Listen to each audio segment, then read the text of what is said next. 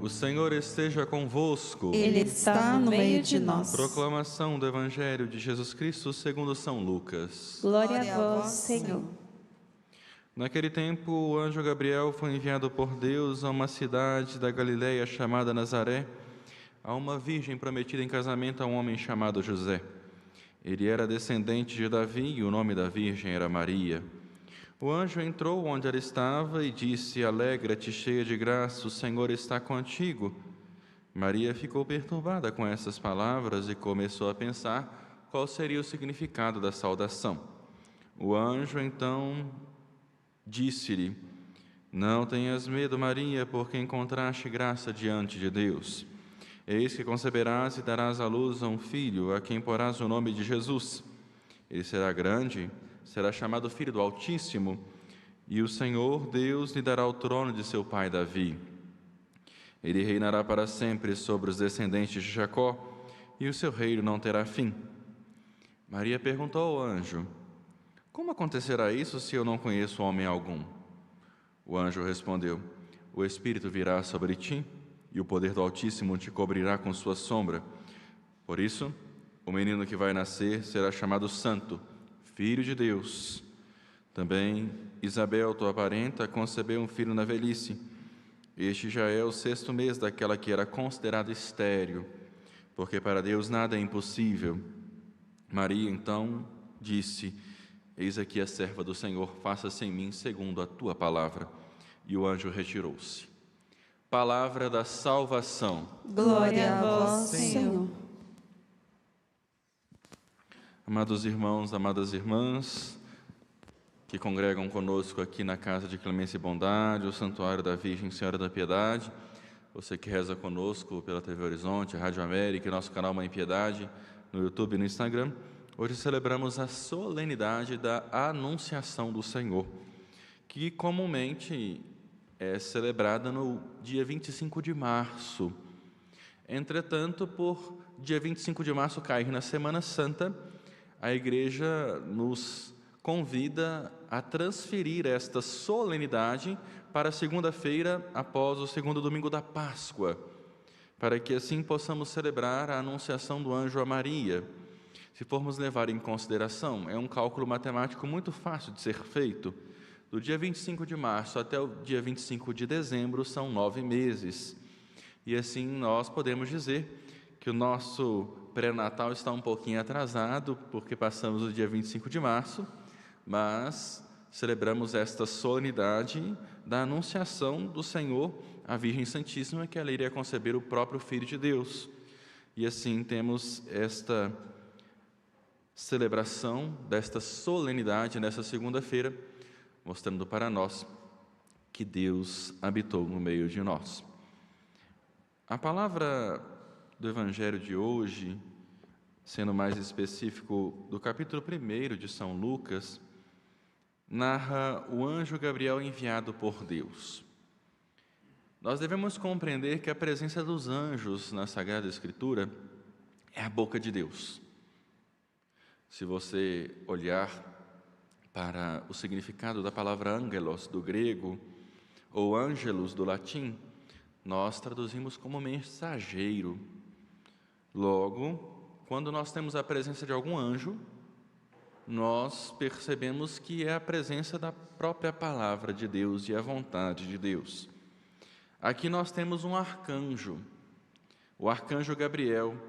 Deus anuncia, Deus fala. E a gente coloca muito os arcanjos acreditando que eles são a maior categoria de anjos. E não. A gente coloca São Miguel, todo bonitão, com uma espada forte, gritando: quem como Deus? Ninguém é maior do que Deus, porque Miguel foi o responsável por expulsar Lúcifer do paraíso e todos os seus anjos que se tornaram demônios. Assim também temos a presença do arcanjo Rafael. No livro de Tobias, Deus cura, a presença da cura de Deus. E os arcanjos não são a maior categoria de anjos, porque quanto mais perto da humanidade, mais baixa é a categoria. Logo, se os arcanjos são enviados para comunicar a voz de Deus para a humanidade, eles não são a maior corte. Nós temos os querubins, os serafins, temos o anjo da guarda, né, que assim tiramos de um livro fora do cânone, que é o livro de Enoque, mas não atrapalha a nossa fé, então nós sabemos que cada um de nós temos o nosso anjo da guarda, mas assim nós temos a presença de um arcanjo de Deus, anunciando a Maria que o Verbo de Deus habitaria nela. Daqui 9 meses iremos celebrar o Natal, e assim o arcanjo vai a Nazaré, para cumprir aquilo que Isaías disse na primeira leitura, e acreditavam-se que era a mulher de Acás que seria a mãe do Salvador, mas é a Virgem Santíssima que estava prometida em casamento a este homem justo chamado José. E assim, Jesus é descendente de Davi, e da tribo de Davi que viria o Messias. E Deus, pela boca do arcanjo, vai até Maria e diz a ela: alegra-te, cheia de graça, o Senhor está contigo. Em nenhum momento da Sagrada Escritura, meus irmãos e minhas irmãs, Deus ou algum anjo dele chama alguém de cheia de graça, que charitomene. Em nenhum momento da Sagrada Escritura, para dizer que o culto a Maria é de hiperdulia, é acima de todos os santos e santas de Deus. Ela está acima dos santos, porque ela encontrou graça diante de Deus, e assim, desde a concepção no ventre da mãe dela, ela foi preservada do pecado original, para que o próprio Deus, ao se encarnar no meio de nós, não se encarnasse no seio de uma pecadora. Maria foi preservada da mancha do pecado original que todos nós recebemos, o pecado dos nossos primeiros pais. Logo, nós podemos prefigurar Maria como a nova Eva. Se por Eva o pecado entrou no mundo,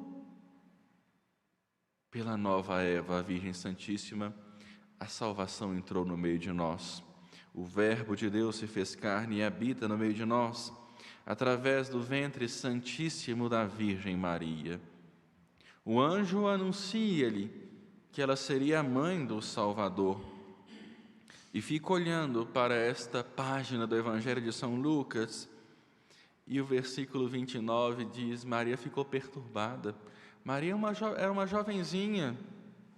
Imaginem uma jovem hoje nesse mundão louco, onde as jovens cada dia que passam são mais desestruturadas e são crianças cuidando de crianças.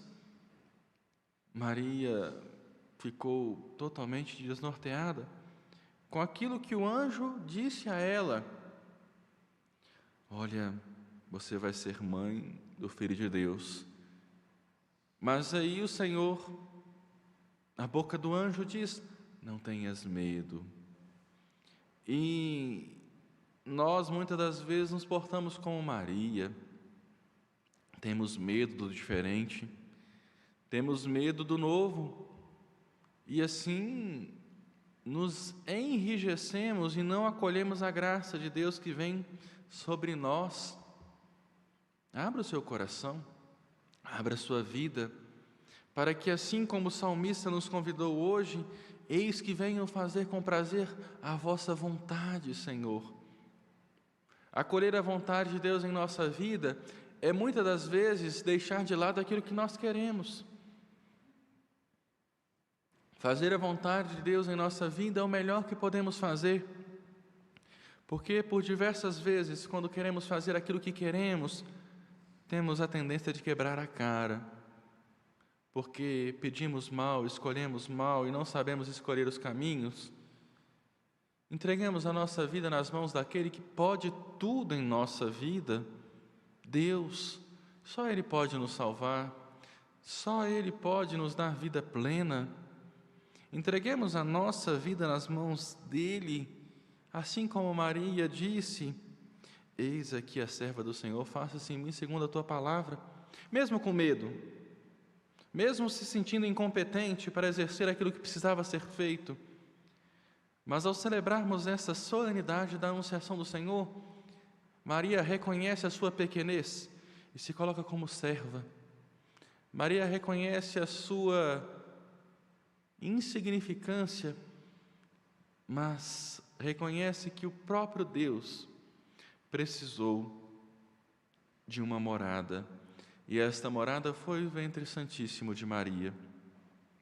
Que Maria, a Virgem Senhora da Anunciação, aqui no alto dessa serra, venerada como Senhora da Piedade, possa nos dar algumas lições. Em primeiro lugar, só ela é a cheia de graça.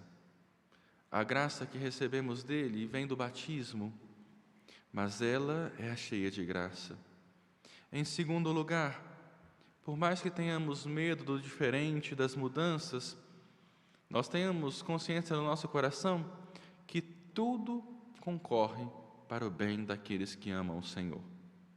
Não tenhamos medo das mudanças, mas tomemos consciência de que elas podem trazer algo diferente. Cada um vem e traz o que pode dar, no emprego, ali ou acolá. Não tenhamos medo do futuro.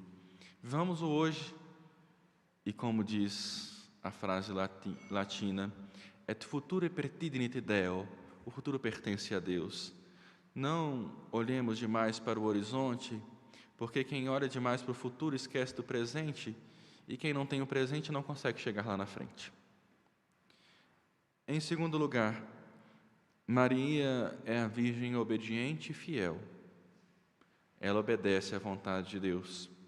Paremos de querer fazer as nossas vontades, paremos de ser dono daquilo que nós acreditamos e acreditemos verdadeiramente naquilo que Deus quer para mim. Porque com certeza aquilo que Deus quer para mim é bem melhor do que aquilo que eu desejo. E por fim, nos coloquemos como servos, para que assim o Senhor opere a graça dele em nossa vida, para que assim nós tomemos consciência de que aqui estamos para fazer a vontade dele e anunciá-lo. Nós somos passageiros, um dia retornaremos para o céu. Por isso, as nossas angústias, os nossos desafios se tornarão pequenos, se assim buscarmos a Deus e fazermos a vontade dele, para que um dia nós nos encontremos com a mãe dele e com ele mesmo no banquete imperecível, que é a glória dos céus. Creio em Deus Pai Todo-Poderoso, Criador